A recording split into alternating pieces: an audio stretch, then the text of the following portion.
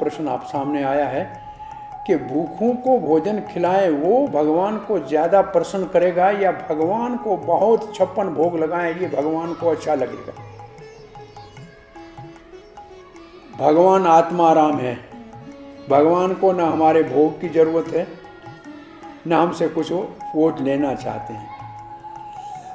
गरीबों को भोजन खिलाना बहुत अच्छा कार्य है, इसको कहते हैं सोशल वेलफेयर वर्क, गरीब को भोजन खिलाना। लेकिन गरीब को भोजन खिलाने के बजाय पहले भगवान को 56 भोग लगा के वही 56 भोग का प्रसाद गरीब को क्यों नहीं खिलाते? हम ये नहीं कहते गरीब को मत खिलाओ, लेकिन गरीब को रोटी सब्जी खिलाओ, वो तो कर्म के बंधन में फंसाने वाला है, उनको खिलाओ वो जो भगवान को 56 भोग अर्पण कर रहे हो। तो भगवान कहाँ कहते हैं गरीबों को मत खिलाओ? अरे प्रसाद बांटना तो भगवान की और भगवान के भक्तों की विशेष उदारता है कि प्रसाद तो नित्य बांटते रहते हैं, लेकिन प्रसाद बांटने की बात करते हैं, गरीबों को खिलाना तब एक उदाहरण दिया करते हैं। आप आज गरीब को खिलाएंगे, कल कौन खिलाएगा? आप किसी ठंडी में सोया हुआ है उसके ऊपर कंबल डालोगे, कल कौन कराएगा? आज बीमार है उसको आपने दवाई दिलाई, कल कौन कराएगा? प्रभुपाद जी एक उदाहरण दिया करते थे, सबसे अच्छा सोशल वर्क है उनको भगवान के साथ संबंध करा दो। उदाहरण ये दिया करते हैं कि देखो एक बहुत बड़े धनी व्यक्ति का एक बेटा है, छोटा सा था, 2-3 साल का, किसी मेले में गुम हो गया। बेटा मेले में गुम हो गया तो अब छोटा बच्चा क्या करेगा, रो रहा था। किसी ने पकड़ के कहा कि आप आओ और यहाँ हमारे बर्तन साफ कर लो, झाड़ू निकाल लो, तेरे को रोटी खिलाएंगे। बेचारा मेहनत मजदूरी कर रहा है, दुखी रो रहा है। अब उस सेठ का कोई मित्र और उस सेठ का कोई सेवक अचानक उस बच्चे को पहचान ले और कहे, बेटा तुम्हारा ये हाल कैसे, तुम रोटी क्यों मांग रहा है, तुम बीमार होता है दवाई के लिए लोगों से के सामने हाथ क्यों टांग रहा है, तुम कपड़े के मांग क्यों रहा है? तुम्हारा पिता इतना बड़ा धनी है, उसके पास तो एक नहीं हजारों लोग सेवा करने वाले हैं, और तुमको ले चलो, मैं तुम्हारे पिता के साथ मिला देता हूं। बताओ कि उस बच्चे को रोटी देने वाला, कपड़ा देने वाला, दवाई देने वाला उसके हित में ज्यादा है या जो उसको वापस लाके अपने बाप से मिलाए वो महान है? जो बाप से मिलाएगा तो फिर उसको किसी से कुछ कपड़ा मांगने की जरूरत नहीं है, रोटी मांगने की जरूरत नहीं है, दवाई मांगने की जरूरत है, क्योंकि बाप पिताजी के पास तो सब कुछ है। ऐसे गरीबों को रोटी खिलाना एक स्तर के ऊपर पुण्य का कार्य है, वो करते हैं, उनको करने देना चाहिए। लेकिन भगवान को भोग लगाकर और वो 56 भोग का प्रसाद हो या उससे भी ज़्यादा ऑपुलेंट कितना भी बहुत बड़ा स्वादिष्ट व्यंजन बना के भगवान को अर्पण करे, और भगवान इतने दयालु है कि जो भगवान को हम अर्पण करते हैं, एक तो उसमें बरकत होती है, एक उसके अंदर वो प्रसाद बन के आता है। आपको आश्चर्य लगता है, हमारे भक्त जब नए नए अमेरिका में भक्ति करते थे तो लड्डू बनाते थे। एक लड्डू का नाम था सिंपली वंडरफुल और दूसरा बेसन का लड्डू बनाते थे। वो मार्केट में बेचने के लिए रख के आते थे। तो लोग पूछते थे आपके इंग्रेडिएंट क्या है, ये बड़े स्वादिष्ट लड्डू है। हमने इंग्रेडिएंट लिख के रखे थे, इसमें इतना चीनी डाला है, इतना मक्खन डाला है, इतना मिल्क पाउडर डाला है, और ये किशमिश डाली है, और इसके अंदर बेसन है, घी है, चीनी है। बोला ये सब हम मिलाते हैं, लेकिन ऐसा नहीं बनता है। वो भक्त कहने लगे कि इसमें भगवान ने भोग लगाया है, उसकी राल गिरी है, वो जो इंग्रेडिएंट है वो कहां से लाओगे?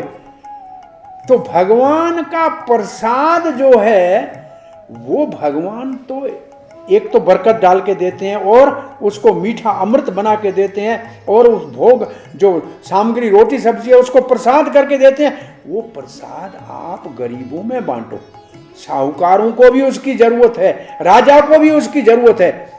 गरीब को गरीब उसके कर्मों ने किया है, लेकिन भगवान का प्रसाद। प्रभुपाद जी एक बार गोवर्धन पूजा का दिन था और मायापुर में 74 था संभवतः मेरे ख्याल में। भक्तों ने प्रसाद खाया, प्रसाद खाने के बाद पत्तल बाहर फेंका, और पत्तल के ऊपर कुछ कुत्ते कुछ बचे हुए प्रसाद के लिए लड़ रहे थे, और कुछ छोटे बंगाल के बच्चे थे, वो गरीब उस प्रसाद को कुत्तों से झपट के खा रहे थे। ये देख के प्रभुपाद जी की आंखों में आंसू आ गए।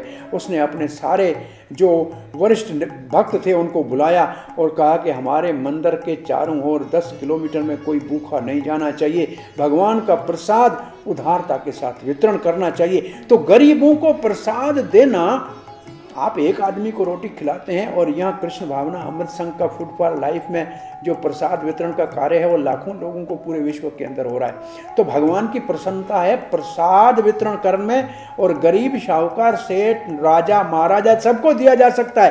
केवल गरीबों को रोटी भोजन दे के संतुष्ट होने से अच्छा है भगवान को भव्य भोग लगाकर और बड़े से लेके छोटे तक सबको उदारता से प्रसाद खिलाया जाए। प्रसाद खिलाओ, सबको खिलाओ, केवल गरीब को क्यों खिलाओ, सबको खिलाओ। अरे हमारे पास प्रसाद, मंदिर में सत्संग होता है, प्रसाद में लोग आते हैं, तो गरीब भी आते हैं और बड़े धनी सेठ भी आते हैं, कारखानेदार भी आ रहे हैं, वो भी बैठ के खाते हैं। तो प्रसाद का तो सबको आदर करना चाहिए।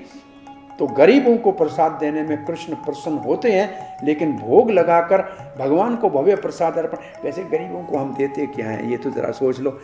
अरे कुछ बच्चा घर में पड़ता पड़ा होता है वो गरीब को देते हैं, नहीं तो वो हल्का माल पकाकर गरीबों को खिलाते हैं। इससे भगवान कहता है अच्छे से अच्छा मुझे लगा के भोग पे प्रसाद गए, भक्तों को शुद्ध घी का प्रसाद गरीबों को क्यों नहीं देते हो, पूरी हलवा क्यों नहीं खिलाते हो। खिलाना है तो बहुत अच्छा उत्तम प्रसाद खिलाओ, भगवान को भोग लगा कर खिलाओ, मना कहाँ है गरीबों को खिलाने की। वैसे गरीबों को खिलाने वाला माल जो है आप देख लो कि कोई शाहूकार खा नहीं सकता, लेकिन हमारा भगवान का प्रसाद तो राजा भी खाता है तो गरीब भी खाता है, और गरीब बड़ा खुश होकर खाता है, क्योंकि प्रसाद एक तो कृपा है भगवान की, इसलिए भगवान ज़्यादा प्रसन्न होते हैं। भगवान को दिव्य भोग लगा के प्रसाद के रूप में सबको, गरीबों को नहीं सबको प्रसाद खिलाया जाए। अरे आदमी तो आदमी, पशु को भी दे दिया जाए तो उसका भी उद्धार हो जाएगा। इसलिए भगवान का भोग इतना ज़्यादा लगना चाहिए। जैसे आप देखो जगन्नाथपुरी में लाखों लोगों के लिए प्रसाद पड़ा होता है एक समय में, आप लेके गरीबों को खिलाओ, कौन मना कर रहा है। प्रसाद लेके खिलाओ गरीबों को खिला लो, और लोग वहाँ खिला भी रहे हैं, अच्छा ही कर रहे हैं। आप जाओ तिरुपति में तो मंदिर के बाहर निकलते ही सबको प्रसाद मिलता है। तो भगवान के मंदिरों में प्रसाद तो सबके लिए है, गरीब को ही क्यों खिलाना चाहिए, सबको खिलाना चाहिए प्रसाद। हरे कृष्ण। ऐसे ही और भक्तिमय कार्यक्रमों के लिए देखिए हरे कृष्णा टेलीविजन। इसे प्राप्त करने के लिए आप अपने केबल अथवा DTH ऑपरेटर से संपर्क करें तथा और अधिक जानकारी के लिए आज ही डायल करें 8767 845 845।